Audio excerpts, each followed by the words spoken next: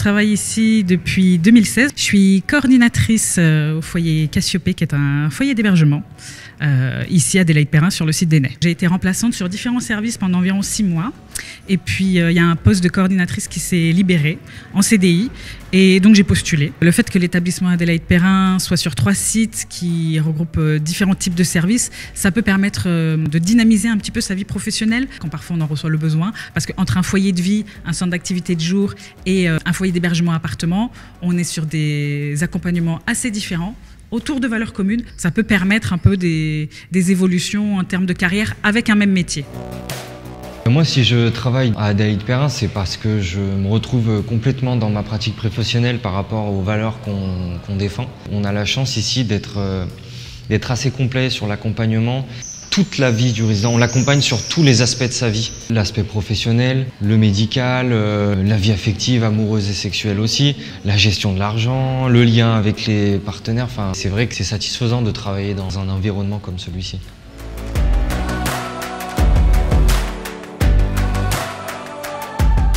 Le site d'Enay, il est en plein centre-ville de Lyon. On est entre Bellecour et Perrache. Vraiment, au quotidien, c'est un atout pour les résidents. Ils le disent souvent, ils aiment vivre en ville parce qu'ils peuvent, de façon très simple, aller au magasin, faire leurs petites courses. Ils peuvent se rendre seuls au travail. Pour ceux qui vont à l'ESAT, ils peuvent prendre les transports en commun. Certains résidents ont une autonomie toute petite, mais même la petite autonomie d'aller au tabac, acheter ses cigarettes, c'est une autonomie qu'on peut travailler réellement ici. Donc on peut adapter toute cette vie extérieure à chaque résident et du coup ça leur donne quand même une place de citoyen assez concrète.